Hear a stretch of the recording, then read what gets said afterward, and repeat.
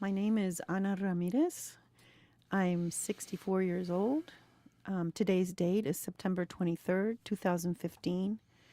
We're in Sacramento, California. And my partner, I am his tutor and his friend.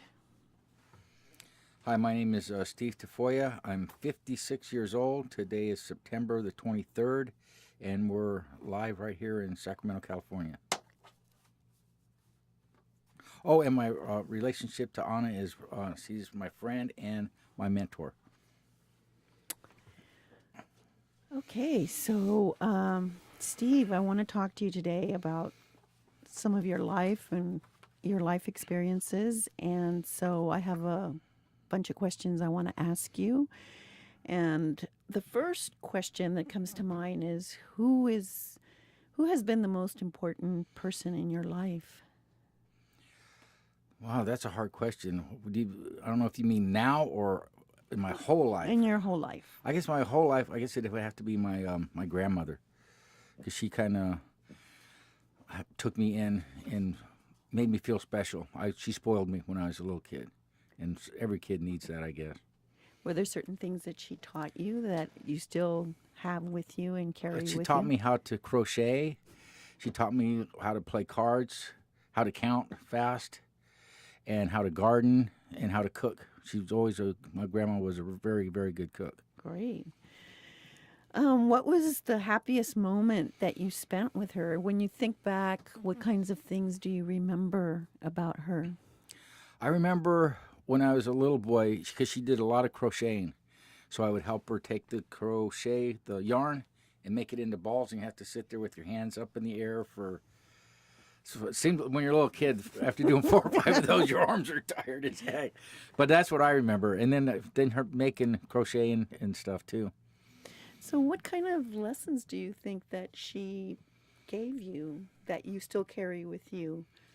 The honesty and just to be yourself. Because my grandmother told me that when I was little, if I ever needed anything, just to ask her, and she would help me. And that's always worked. You know what I mean? So, What are you most proud of?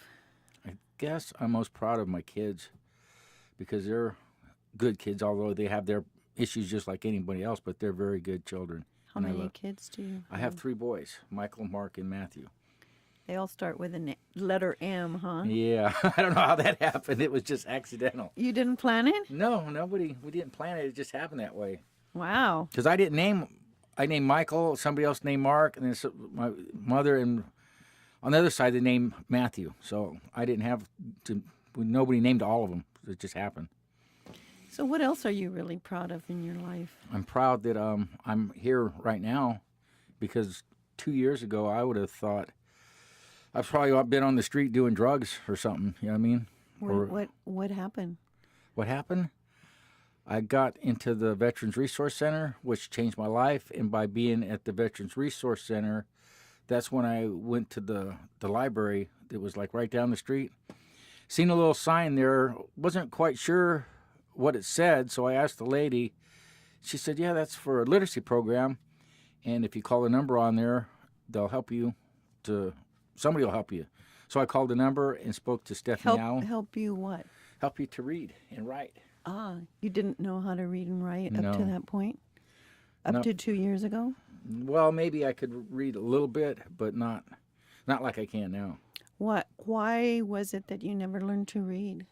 I guess because I had learning disabilities that I didn't know, because I have dyslexia and they tell me some other disability, I don't know what it is, and I have a TBI, so it makes it hard to remember. What is a TBI? Traumatic brain injury.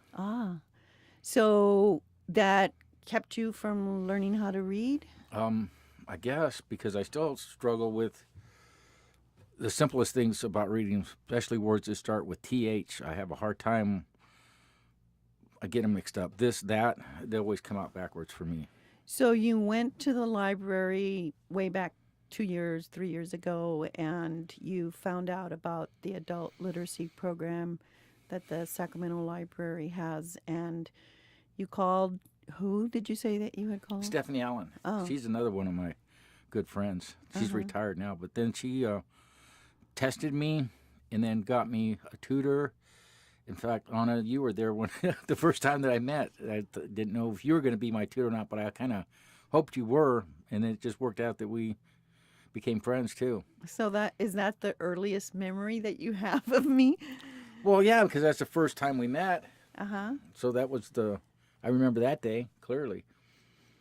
So how has it been for you these past 2 years in terms of learning how to read? Have you learned how to read? I would say I've learned how to read, but I can't read as well as you, but I'm not far behind, I would say. Uh-huh. I can read better now because I can sound out words. It may take me a minute longer to sound the word out, but I can figure it out instead of just getting frustrated and not figuring it out. Or So tell me, how did it feel growing up as a little kid and as a teenager and a young man in the armed forces? I guess you were in the Army, right? mm-hmm. How did it feel not knowing how to read, and how did you get along? Well, the Army when I went in was a different Army than it is now. If you worked hard and followed orders, you could get through, I guess, because I did. I got into Army by, I guess I was the one person that the recruiter needed to get his trip to Hawaii or whatever it was, but he erased almost all my answers and put in the right ones so I could get in the Army. And how long did you serve in the Army? From 1976 to 1991, after Desert Storm, I You were in Desert Storm? Yeah, after that I was done with the Army. Uh-huh. So how was it growing up and being in the Army, struggling to live? I mean, for me, when I think about reading is everything, even, I think one of the learning experiences for me in terms of being a literacy tutor has been that I took reading for granted, but everything around you is about reading. Like if you order medicines and you get a prescription, you have to read how to take the medicine, or you go to a restaurant and you have to order from a menu and you have to read the menu. How was it for you, and how did you get along without knowing how to read? It was hard. I don't even really know, but people tell me now that I must have been really smart because I got through all this time without learning how to read or write very well. Uh-huh. But I'm sorry, what was I going for now? I lost my train of thought. About reading. How was it growing up, and can you remember a specific memory that you had about where you felt, I don't want to say sad, or maybe, conflicted or frustrated about because you didn't know how to read when you were, let's say, a teenager or a little kid? Yeah, I remember when I was 13 or 14, I had a girlfriend that I really liked, and she was moving to Arkansas. And so when she moved to Arkansas, we wrote letters, but she didn't know that I didn't know how to read. So I'd have my little sisters help me write letters. And it's pretty hard to write like a little love letter or something with your little sister right over your shoulder. But I wanted to communicate with her anyway, so I just wanted to let her know that I cared. But she never, I don't know if she probably knows now, but anyway, she didn't ever know then that my sister was writing, and I was just copying it onto another paper. Oh, so she wrote it for Yeah, you. well, she wrote what I told her to write, so because I didn't know how to spell that good, How about did you graduate from high school? Mm-hmm. You did? Couldn't read. You couldn't read, but you did graduate. Right. You got your diploma. And so how about when you had to apply for jobs? How did that go? I never really, I had friends that got me jobs. I never really had to fill out applications. Well, my grandmother helped me fill out application for a couple. Mm-hmm. And it was hard even telling my grandmother that I couldn't read. I don't know if she had fully knew that I couldn't read that good, because I kind of kept it I was ashamed, you know what I mean? Yeah. And I didn't want to let my grandma down that I told her I couldn't read. But anyways, that's... But I guess that's what I was wondering is, growing up without knowing how to read, how did you feel when everybody else was reading, and how did you keep it such a secret from everybody? I felt like I was, well, I don't even like saying that word, but I felt stupid and dumb. And I don't even like using them words anymore because that's, I don't know, it's just, I hate that word. But anyway, I'm going to get emotional now because you That's got me. okay. Why do you hate that word? Because it puts people down. Mm-hmm. It's a destructive word. It's a hurtful word, and nobody is stupid.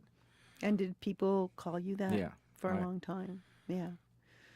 So, in essence, I mean, you know now that you're not stupid. You know that Right. you have a disability, and I mean, I've told you, you know, about 1,000 times how smart I really think you are. I mean, because you've had to work harder at what you've accomplished because you couldn't read. But how was it for you growing up and hiding it from, let's say, your mom and your sisters and your brothers, or did you? I couldn't hide it from my brothers and sisters, and I guess my mom must have known a little bit because when I was we traveled a lot growing up. Like every year or sometimes twice a year, it was either a different state or a different country. Mm-hmm. And I remember at one time, my mom had me a tutor that was to help me to learn how to read and write, but he didn't teach me to read and write. He just taught me one paragraph. He taught me to memorize that paragraph. And then when I read it to my mom, it made it seem like, whoa, now suddenly he can read. But all I did was just memorize that one paragraph. Mm. So he really didn't help me to like you do, you know, breaking words down and actually learning how to read and write. Anybody can memorize a word, but Which is what you did a lot in high school, was memorize words or guess at words in yeah, order to. I still do that now. So how was it when you had kids and you didn't know how to read? I mean, did you ever tell them stories or did you read them stories? Yeah, I read them stories. Well, if you could call it that, I pretended to read them stories, like because everybody knows the story of the three little pigs, Yeah. Goldilocks, and that. So I would just through the pages and then tell the story that I know it. And then one day my son was reading. By looking at the pictures? Right, because there's more pictures. There's pictures on every page. And then one time my son wanted to read. I can't remember what other book it was, some other book, and I was trying to read it to him, and I was kind of making up a story according to the pictures. And then he says, "That's not what that says, Dad." And then I was like, "Well, you're right." So I had to tell him. Busted. Yeah. So then he was reading the story to me. So then it was kind of nice in a way to have that off my shoulders, that I didn't have to hide it to my children anymore. Have your children been helpful with you? They've been very helpful Wow. in supporting. Help me with my homework. They help me with everything that I ask for. What homework? Do you go to school? College. I was in college, and I'm going to be back in college. It was like the roles were kind of reversed. I'd get home. I'd do your homework before you go out and play or whatever, you know. So since you learned how to read, you've enrolled in community college? Mm-hmm. Wow. City college. I've been, I think, 4 or 5 semesters. That's pretty good from not really knowing how to read to. Well, it's just not real big. I'm not going for a degree or anything. I just want to learn how to read and write better. They have remedial English classes there, and that helps a lot too. But still, you're in college. Yeah, That's a I great know. It's cool. accomplishment. That's great. So, how do you think your children feel about what you've accomplished so far?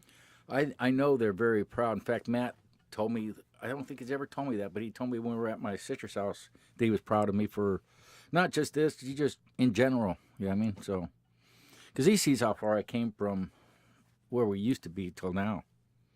Where were you? What do you mean? Where you used to be? We used to be homeless because it cut my hand working, and I lost my job, and then we lost our apartment, and I lost all my stuff in storage, and lost everything, and then sleeping on a friend's couch for a year until then when I went to the resource center, and then turned my whole life around. So, what did the veterans do for you? They taught me how to believe in myself, and I put in for a claim for my PTSD through the Army, and then that's how I'm able to retire now. I finally got money through the Army for having PTSD and, you know, my hearing loss from being in the war and whatnot. So, how did PTSD affect your life? It still does. It always will. It makes me more. You always want to be looking over your shoulder. I'm not as bad as I used to be, because you know that. But you're always on alert, always ready for things. And sometimes you always think the bad's going to happen to you when it really isn't. But it's just part of the PTSD, I guess. You just have to overcome your whatever it is inside of you that makes you think bad things. Yeah, I mean, they're always, because always, not everything bad's always going to happen to one person. I know that now. Yeah. It's just after experiencing war, you have memories that affect you for the rest of your life. Yeah, sometimes it can be a good thing because I appreciate, being alive every day, and then other times it can be a curse too. In what way?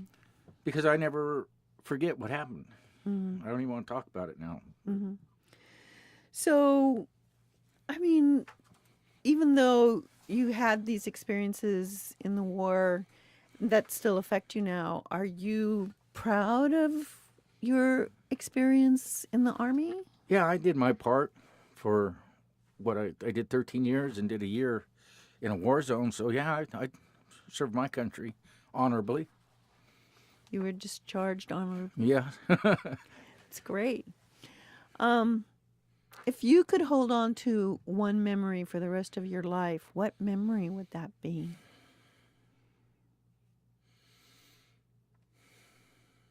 Something that just kind of makes you so happy that it brings tears to your eyes. I think maybe it's going to be the one that comes to mind right now is several years ago. It was my birthday, for one thing. It was a lunar eclipse, and the topper was, because we have groups there every day. Where? In the Veterans Center, and everybody will read. Well, I never read before, but that was the first day that I read out loud in group. I know I'm going to start crying or something, but that was important for me, Yeah. What did it feel like? I don't know. I can't even hardly talk right now. That's what it felt like. It felt very good that I could. And not everybody put me down or anything. You felt safe enough to try to read. Everybody encouraged me, and everybody, like, I got a standing ovation for reading something that I couldn't, somebody was looking over my shoulder to help me, but I did it, you know what I mean? Because before then, you would never dare read out I loud would in just front of people. pass. I'm not. But see, nobody knew there either that I couldn't read until I talked to my counselor and told him my situation. And somebody at the Veterans Center had to fill out all this stacks of paperwork so I could even get in there. And that was helpful too. And then my counselor, Robert Hale, maybe he might hear this someday. But anyway, I told him I wanted to keep a journal. So he gave me a paper, and then I started writing. And now I have filled that journal. And then my mentor bought me another beautiful leather-bound one that I write in now. Great. So you write about your memories in there, or just what happened. Yeah, what you're during feeling. the day. Yeah, what you're feeling. Wow, that's a great memory. I'm glad it's emblazoned in your mind. For your great grandchildren listening to this years from now, are there any words of wisdom that you want to pass on? What is it that you would want them to know about Steve Tafoya? I ain't no quitter, that's for sure. Although I did quit smoking, but that's a different story. No, I just want them never to give up on anything that they try, because today it may not happen. Like me, it never happened. It's been 40 years for me to get to this point. But if it takes 40, 50, it's worth it to put the effort in. Makes you more appreciative for what you got now. And I know, you are such a good reader, and that the fact that regardless of what classes you're taking, that you're enrolled in college, did you ever think that you were going to be walking through a campus in college and taking classes? In fact, years before I went to that college, I would ride through that college to go to the park that's across the street just to get out of the house or whatever. And now when I walk through that college going to class, I can't believe that I'm doing that. That you're there. Yeah, actually enrolled, and I have friends at college, and it's cool. So You talked about your grandmother. What about your grandfather? Was he someone that was significant in your life? One of my grandfather that wasn't my real grandfather, that was more of a father to me than my father was, and more of a grandfather than my real grandfather was. He's the one that I can. He was my friend, and I don't know. We just got along. He meant a lot to me. What were some of the things that you remember about him that you just absolutely love to recall? Oh, sure you want me? You already know that. My grandfather was a big jokester. At the dinner table, we'd always kind of nonchalantly flip each other off so my grandmother wouldn't see it. It was just a joke between us. And we kept on doing it through if we'd be at the restaurant or whatever, but nobody else saw it. And that's something that me and my kids do now, too. So it's just, I don't know, just something funny we do. But you remember it. I remember it with my grandfather, yeah. And you loved him, didn't Yeah, you? I loved him to death. He's a good man. Good. What about, let me see, let me think of, what are some of the more important lessons that you've learned in this life, other than never give up? I mean, are there certain things that you abide by, that you kind of follow in your life? I don't know. I think that I'm not sure how to even say that. Things I buy is just to be true to myself. Mm-hmm. If I don't know, and like with my kids, I try to get them to. Sometimes you got to get out of your comfort zone to really experience another aspect of some other life. Try different things. Like them, or if you don't, sometimes something you think you don't like, once you try it, just like reading, I thought it was, when I first started reading, it gave me a headache all the time to read. I remember that, yeah. I get a bad headache. In 5 minutes, I was done. And now I can read for, what, an hour? Yeah. Yeah, at least that. We read about an hour. Yeah. So of all the things that you've read, and that we've read together, because we've read quite a few books. I think we've read, in the last 2 years, we've read about 8 or 10 books. Maybe even more than that. And not even counting the Study books. the study books yeah, and just stuff. regular books. But what of all of those books, which one is the one that you think, wow, like this really had an impact on you? You know which one that is. The one that's the Four Agreements is the one that really has helped me. It's not like kind of like a self-help book. Let me see if I can remember the Four Agreements. Don't make assumptions. Always do your best. Never take things personal. And Always be your word. yes, always be impeccable with your word. All right. That's what I like that book. So why is it so important to you in your life? Because those are things that we always do that we shouldn't do, and I still do it now, but at least now when I do it, I catch myself and say, oh, well, it just makes life easier if you don't think that, well, she thinks something of me, or whatever, just whatever's going to be is going to be. Don't let other people run your life by what you think they think about you. Did that come out right? Yeah. I mean, they're simple sentences, but they're, for me anyway, because that book had an impact on my life too. I think they're very simple sentences, but they're really hard to live by. Yeah. And, the fact that you use them kind of or I try to use them as a compass to live my life. And I just wondered how you felt about them. Yeah, it's the same way I feel about it too, because sometimes you have to take a step back and think, because like some of my roommates I'm living with now aren't the people I would choose to live with, but they're their own people. You know what I mean? You have to learn to get along with everybody in the world. So of the Four Agreements, which one do you think is the most significant for you? I think always do your best. Uh-huh. Is the one, because that's something I've always tried to do my best, and it wasn't.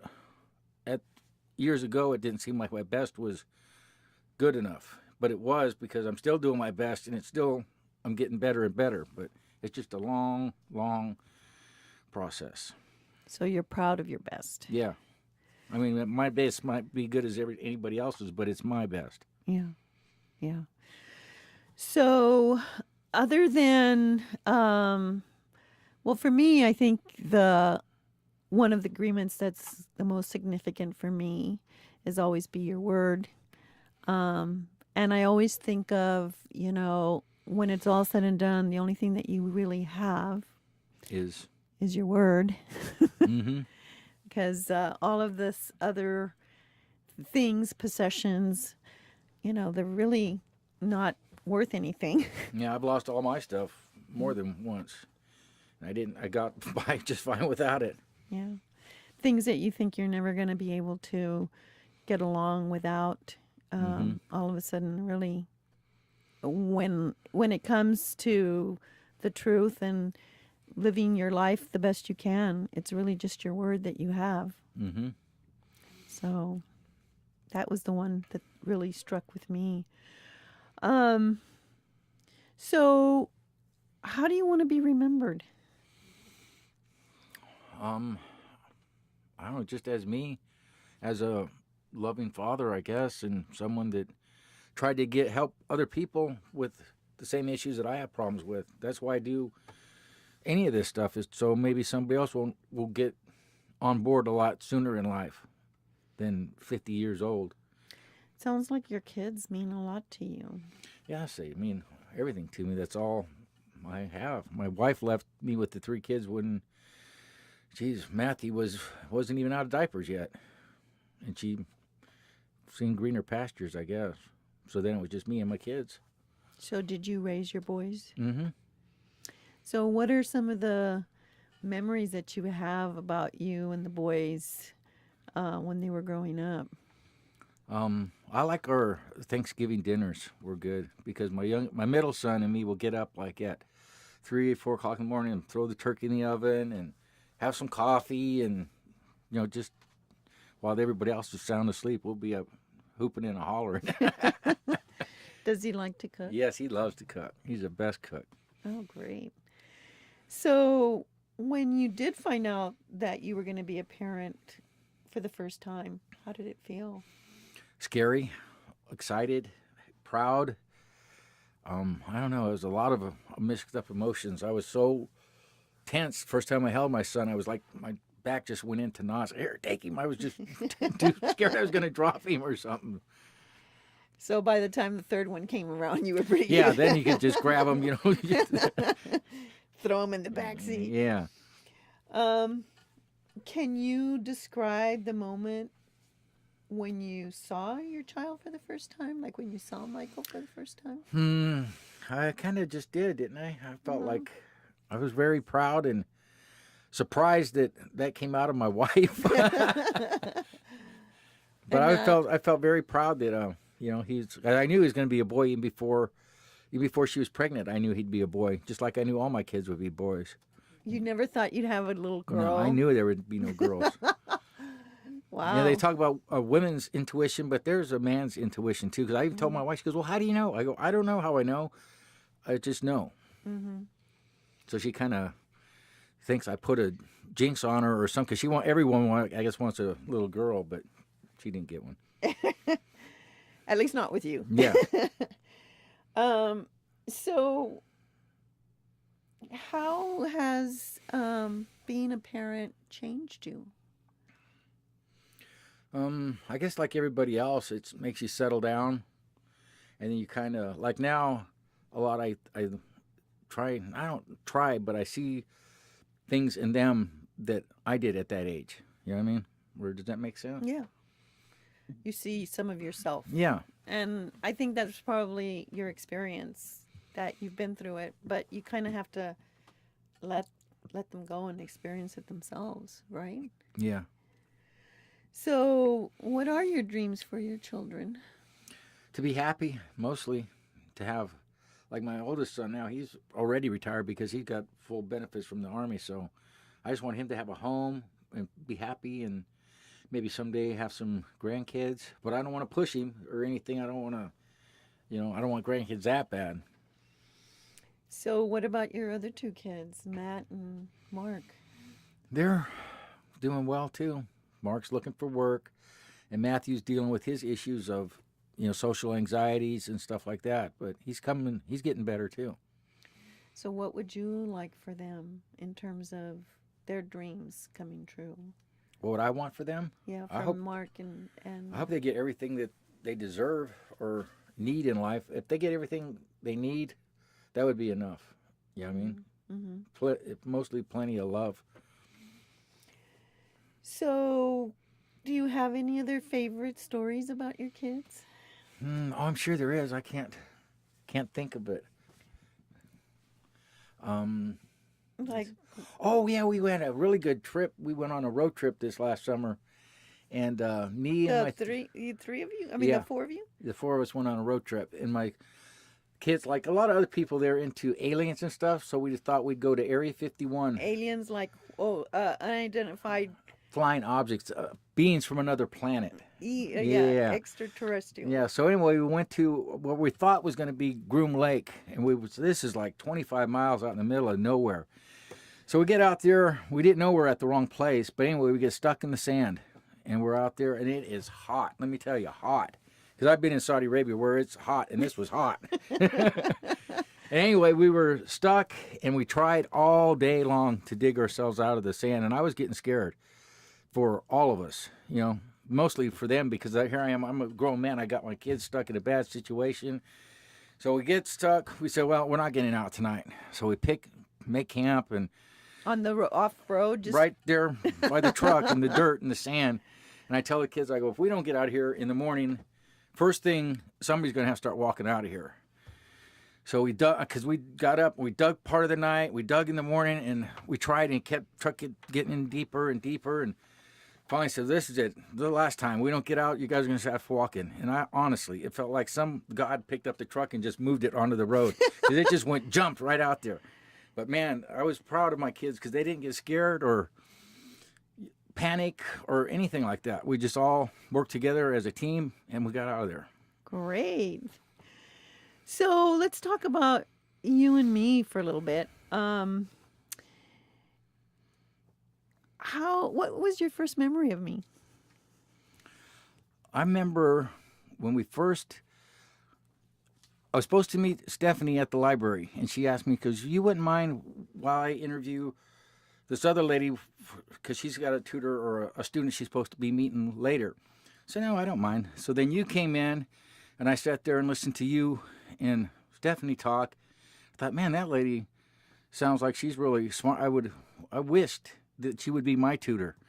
And then the next day, Stephanie called me and said, well, if you don't mind, her student didn't show up, and she needs a student, and yours didn't. My other tutor that was supposed to show up didn't show up, so if you don't mind, would Anna be all right with you? I was like, well, yeah, I guess that would be just fine.